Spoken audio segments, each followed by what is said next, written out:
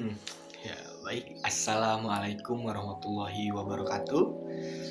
Sebelumnya, perkenalkan nama saya Ridwan Fauzi Rabani. Saya dari Prodi Ilmu Komunikasi.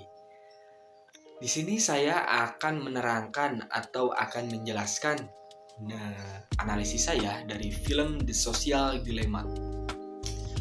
Film tersebut dirilis pada tahun 2020 yang disutradarai oleh Jeff Orlovsky. Film ini bergenre dokumenter ya. Di sini kita bisa diperlihatkan kedilemaan dari beberapa orang petinggi dari aplikasi-aplikasi yang besar seperti Google, Facebook, Pinterest, dan lain-lain gitu. Jadi kedilemaan ini bisa dilihat ya teman-teman dari salah satu karyawannya yang mengatakan dia itu tidak bisa berhenti-henti untuk membuka aplikasi tersebut atau ya software tersebut gitu ya. Ya walaupun softwarenya tersebut adalah buatan miliknya gitu dan dia tidak bisa mengkontrol hal tersebut gitu. Ini terjadi pada petinggi Pinterest ya teman-teman.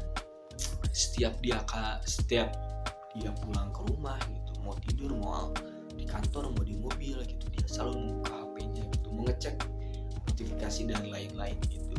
Banyak juga ya teman-teman petinggi dari Facebook ataupun Instagram dan lain-lain yang merasakan suatu hal yang sama gitu. Yang asalnya aplikasi tersebut berbasis alat sekarang menjadi berbasis candu ya teman-teman. Kecanduan terus juga memanipulasi otak gitu agar kita selalu membuka yang namanya handphone tersebut ya.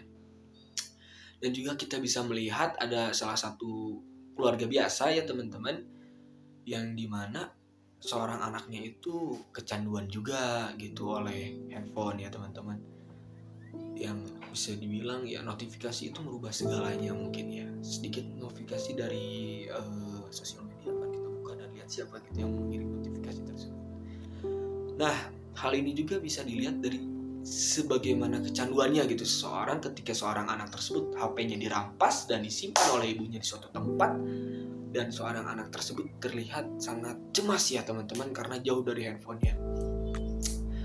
Hingga akhirnya dia membobol dari tempat penyimpanan handphonenya tersebut secara paksa dan wow, itu sangat keterlaluan dan di luar batas mungkin ya misalnya kita lihat. Karena ini sudah jadi suatu hal yang dalam kehidupan kita itu sering terjadi mungkin ya, atau mungkin wajar gitu kita sering membuka handphone dan sosial media lain-lain karena banyak sekali kebutuhan kita yang bisa dibilang terbantu gitu oleh aplikasi-aplikasi tersebut.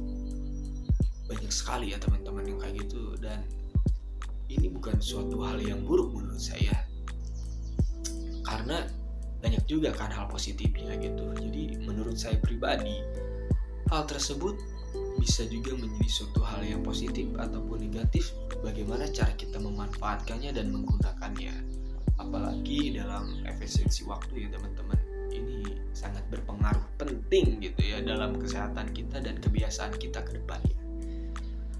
Mungkin analisis dari saya segitu aja, akan dilanjutkan oleh teman saya Rizko.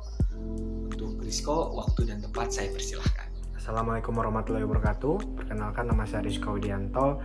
Saya dari Prodi Ilmu Komunikasi dan saya akan memberikan satu video mengenai analisa saya dan juga rekan saya dan menyambung penjelasan dari rekan saya, Saudara Ridwan. Saya akan memberikan kesimpulan kenapa film ini dan inti apa yang bisa kita ambil dari film ini.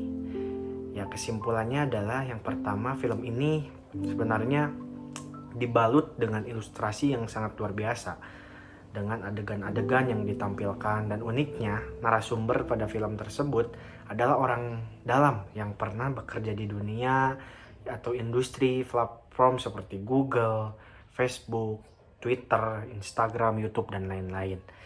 Nah, di samping itu, film ini juga memberikan banyak dampak positif yang kita dapat dengan menggunakan sosial media. Mulai dari mudahnya kita cara mendapatkan informasi, terus jaringan internet yang sangat cepat juga mempengaruhi perkembangan penyebaran informasi yang ada.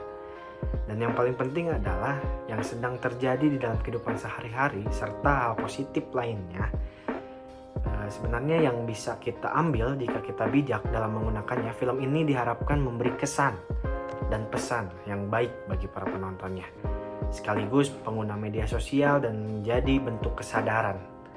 Bentuk kesadaran seperti apa? Agar tidak mudah dimanipulasi oleh kejahatan teknologi dan media sosial itu sendiri.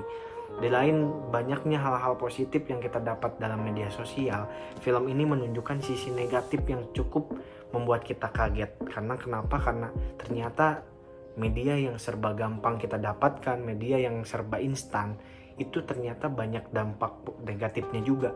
Dampak negatif yang bikin kita cukup dalam kondisi berbahaya. Jadi pesan dari film ini memberikan pesan untuk kita agar kita lebih hati-hati sebenarnya, dan kita lebih bisa bijak dalam bersosial media ataupun melakukan kegiatan-kegiatan di internet dan media sosial. Mungkin itu saja yang bisa saya sampaikan. Wabillahi taufiq wal hidayah. Wassalamualaikum warahmatullahi wabarakatuh.